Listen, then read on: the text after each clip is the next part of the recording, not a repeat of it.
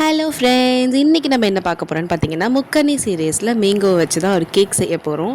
So இந்த mango பார்த்திங்கன்னா கொஞ்சம் டார்க்காக தெரியுதுல்ல, பிளாக் கலரில். இதை பார்த்து யாரும் பயப்பட வேண்டாம். இது வந்து ரொம்ப ஹெல்த்தி தான். ஏன்னா வந்து எந்த விதமான மருந்துமே சேர்க்காமல் இதை அப்படியே நேச்சராக பறித்து வந்த பழம்.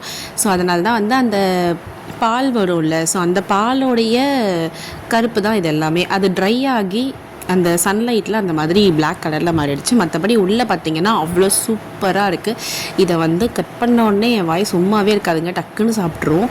பட் இந்த வீடியோ எடுக்கணுன்றதுக்காக ரொம்ப கண்ட்ரோல் பண்ணிவிட்டு இதை வந்து நான் அழகாக ஸ்லைஸாக கட் பண்ணிகிட்ருக்கேன். ஸோ இது நல்லாவே டேஸ்ட்டாக ரொம்பவே ஃப்ளேவர்ஃபுல்லாக இருக்கும். ஏன்னா இதை வந்து நாங்கள் எந்த விதமான மருந்து எதுவுமே நாங்கள் வந்து இந்த மரத்துக்கு வந்து போடலை. ஸோ வந்து இது அப்படியே நேச்சராக பழுத்திருக்கு. நாங்கள் வெறும் தண்ணி மட்டும்தான் விடுவோம். அந்தளவுக்கு சூப்பர் டேஸ்ட்டாக இருக்குது. நம்பவே மாட்டேங்க, அவ்வளோ சூப்பர் டேஸ்ட்டாக இருக்குது. ஸோ நான் வந்து கேக்குக்கு சுகர் லெவலை வந்து கம்மி பண்ணியே போட்டிருக்கேன். அந்தளவுக்கு இதில் நல்ல ஒரு தித்திப்பு இருக்குது. ஸோ இதை ஃபர்ஸ்ட் இந்த மாதிரி நம்ம கட் பண்ணி எடுத்து வச்சுக்கலாம்.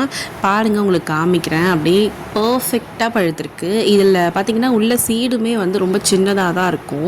நான் வந்து சீடில் இருக்க மொத்த ஃப்ளஷுமே ரிமூவ் பண்ணலை. ஸோ அதில் கொஞ்சம் பல்ப் இருக்குது ஆக்சுவலி. ஆனால் ரொம்ப சின்ன சீடாக இருக்குது. அந்தளவுக்கு ஃபுல்லாக பழமாக இருக்குது. இப்போ இதை வந்து நம்ம இந்த மாதிரி அரைச்சி எடுத்துக்கலாம். ஸோ இதில் எதுவும் பால் தண்ணிலாம் விட வேண்டாம், அப்படியே அரைச்சி எடுத்து வச்சுக்கலாம். அடுத்து பார்த்திங்கன்னா இப்போ கேக் செய்யறதுக்கு மற்ற இன்க்ரீடியன்ஸ் எல்லாம் மிக்ஸ் பண்ணிக்கலாம். நான் சொன்ன மாதிரி வீட் அண்ட் மைதா ஆட் பண்ணாமல் நான் வந்து ரவை எடுத்திருக்கேன். ஸோ நான் எடுத்திருக்க ரவையோட கப்பை விட ஆஃப் கப் தான் சுகர் ஆட் பண்ணணும். ஸோ ஒரு கப் ரவை எடுத்துக்கிட்டேன், அதுக்கு ஆஃப் கப் சுகரை வந்து நல்லா மிக்ஸி ஜாரில் அரைச்சி எடுத்துக்கிட்டேன்.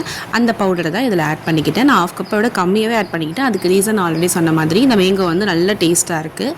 அதுக்கடுத்து பார்த்திங்கன்னா ரீஃபைண்ட் ஆயில் எடுத்துக்கணும். நம்ம ரீஃபைண்ட் பண்ண ஆயில் தான் எடுத்துக்கணும்.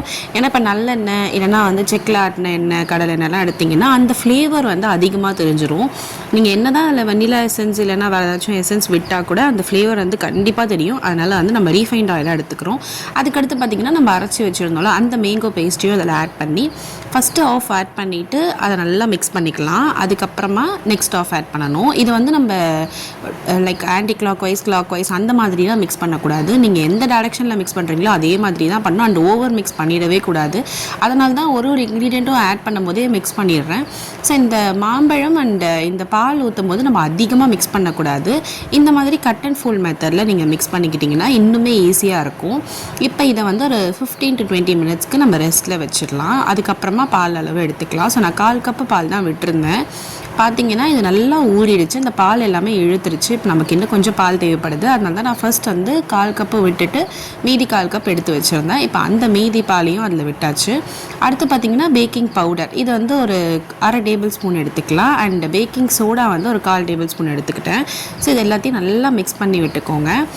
இந்த மாதிரி ஒரே டைரெக்ஷனில் மிக்ஸ் பண்ணிக்கோங்க. நீங்கள் clockwise anticlockwise mix பண்ணக்கூடாது. அப்படி இல்லைனா இந்த மாதிரி கட் அண்ட் ஃபோல்டு மெத்தடில் மிக்ஸ் பண்ணிக்கோங்க. இது ரொம்பவே ஈஸியாக இருக்கும், ஓவர் மிக்ஸாகவும் இருக்காது.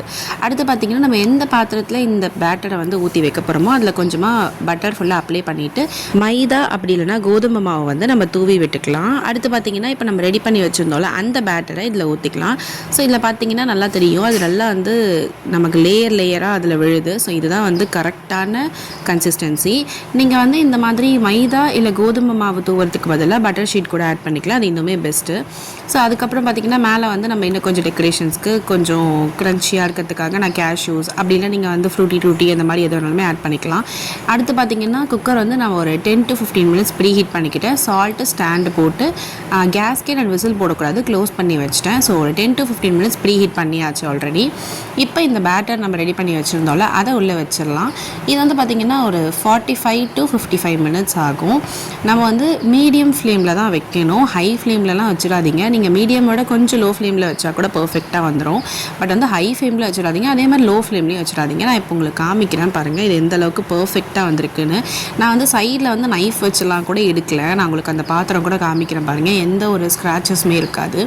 அழகாக அதுலேருந்து வந்துருச்சு. இப்போ பாருங்கள், அந்த பாத்திரத்தில் நான் வந்து நைஃப் வச்சு எடுக்கலன்றது நல்லாவே தெரியும். சைடில் எல்லாமே வந்து அப்படியே நீட்டாக எவ்வளோ அழகாக கிளியராக இருக்குது பாருங்கள், நல்லா கோல்டன் கலரில் இருக்குது. கேக்கோட டாப்பில் பார்த்தாலுமே பர்ஃபெக்டாக வந்திருக்கு. அது வந்து பலூன் மாதிரி உப்பி இல்லாமல் கரெக்டாக பர்ஃபெக்டாக வந்திருக்கு. நம்ம இன்க்ரீடியண்ட்டோடைய மெஷர்மெண்ட்ஸ் எல்லாமே கரெக்டாக இருந்தது. அது மட்டும் இல்லாமல் நம்ம ஹீட் பண்ண விதமும் கரெக்டாக இருந்துச்சு. அதனால தான் இவ்வளோ பர்ஃபெக்டாக வந்திருக்கு.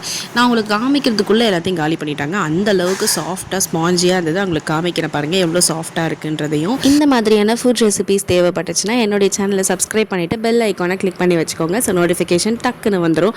மறக்காமல் லைக் பண்ணுங்கள், ஷேர் பண்ணுங்கள், சப்ஸ்கிரைப் பண்ணுங்கள்.